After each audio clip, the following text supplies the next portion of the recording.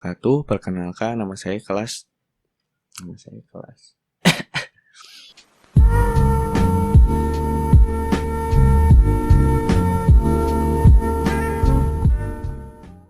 Assalamualaikum warahmatullahi wabarakatuh. Perkenalkan, nama saya Chandika Nurdiansyah dari kelas Teknik Informatika B. Pada UAS Data Warehouse kali ini, saya akan menjelaskan tentang penggunaan Power BI untuk analisis data kesehatan. Nah, data kesehatan yang saya gunakan yaitu data kesehatan dari penyakit di Jawa Barat. Ya, ini aplikasi Power BI-nya. Sini saya ada 11 tabel, mulai dari kota kabupaten, rumah sakit, dan lalu ada kunjungan, lalu ini penyakit demam berdarah, lalu ada ini data yang terkena demam berdarah dan meninggal, lalu ada jenis penyakit, kasus HIV, kasus AIDS, terus kasus yang meninggal karena AIDS, ada jenis kelamin dan kelompok umur.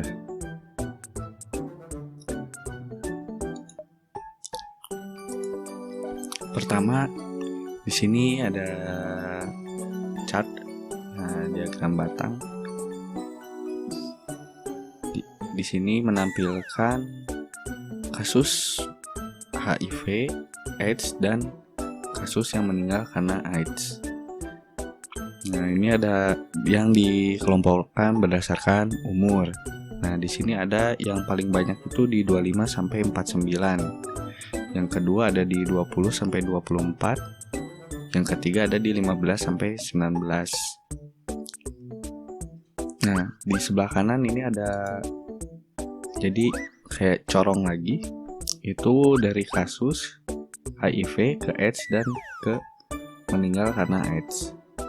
Nah, kalau bisa dilihat di sini, itu dari kasus HIV yang terkena AIDS itu ada 95,5%, di hampir 100%. Dan yang meninggal karena AIDS itu 100%. Jadi ya sangat berbahaya penyakit ini. Nah, dari data yang saya dapat di sini, nah karena ada di sini yang umur paling banyak yang terkena AIDS itu dari 25 sampai 49 dan 20 sampai 24. Ini knowledge yang didapat itu untuk penargetan umur untuk sosialisasi tentang HIV dan AIDS. Jadi untuk sosialisasinya itu bisa terfokuskan kepada kelompok umur yang kasusnya paling banyak. Lalu di kedua, ini rawat inap dan ketersediaan kasur. Jadi ini untuk kota kabupaten.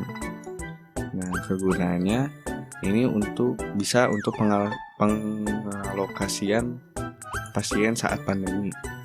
Jadi misalnya di kota Bandung itu kurang jumlah tempat tidurnya, itu bisa ditransit atau dipindahkan atau diarahkan ke daerah-daerah terdekatnya itu.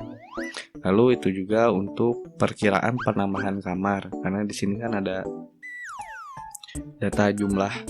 Oh, ini untuk jumlah per tahun, pengunjungan per tahun, dan kita tambahin yang per hari. Nah, misalnya ini di Kabupaten Bandung itu jumlah tempat tidurnya ada 1147, jumlah kunjungan per tahunnya itu ada 99.000 sekian, dan per harinya itu ada 250 kunjungan. Nah, itu untuk knowledge-nya bisa untuk pengalokasian pasien ketika pandemi, karena saat pandemi biasanya itu rumah sakit itu pada penuh. Nah, jadi dengan data ini atau dengan informasi ini kita bisa digunakan untuk transit atau mengarahkan pasien ke daerah-daerah sekitarnya yang kosong atau yang memiliki kamar yang banyak. Oke, selanjutnya ini ada kasus DBD per daerah. Nah, ini ada datanya itu ada itu ada jumlah kasusnya. Misalnya Kabupaten Cianjur itu ada 3.110 kasus. Atau Kota Bandung itu ada 24.113.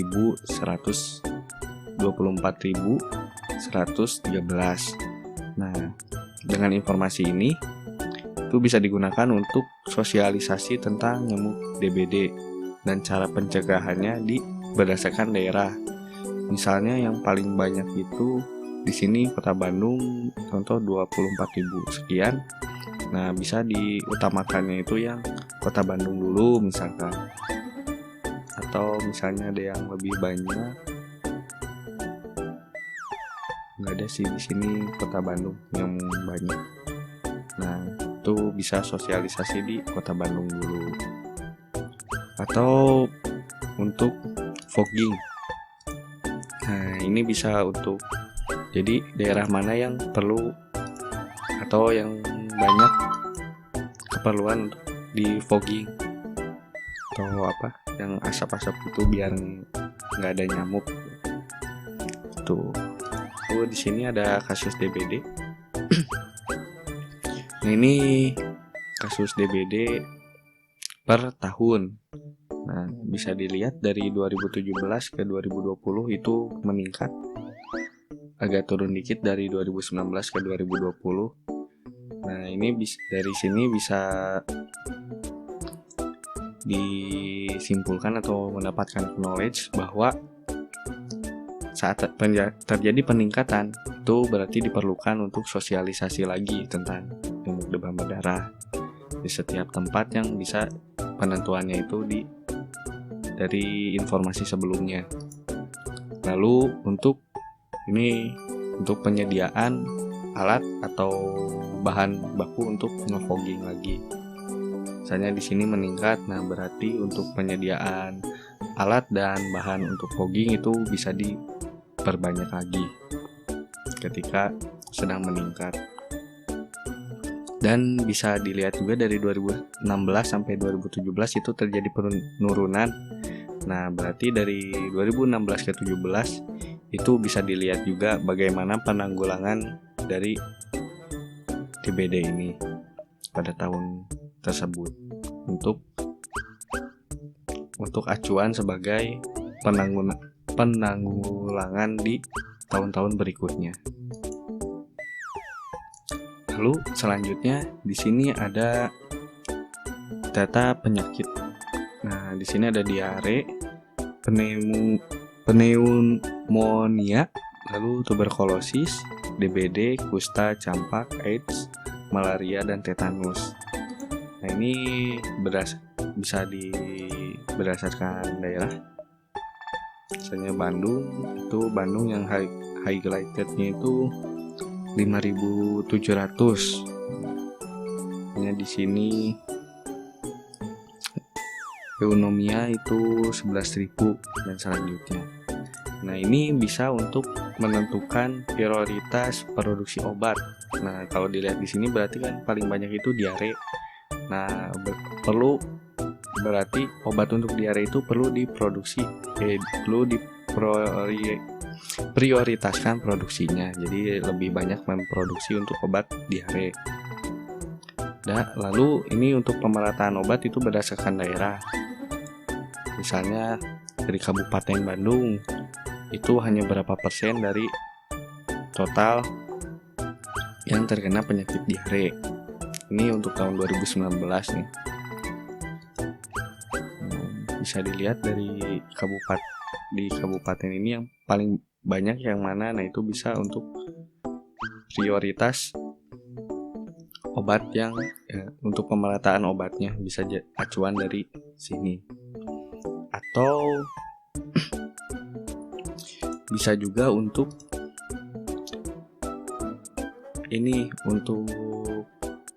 sosialisasi penyakit.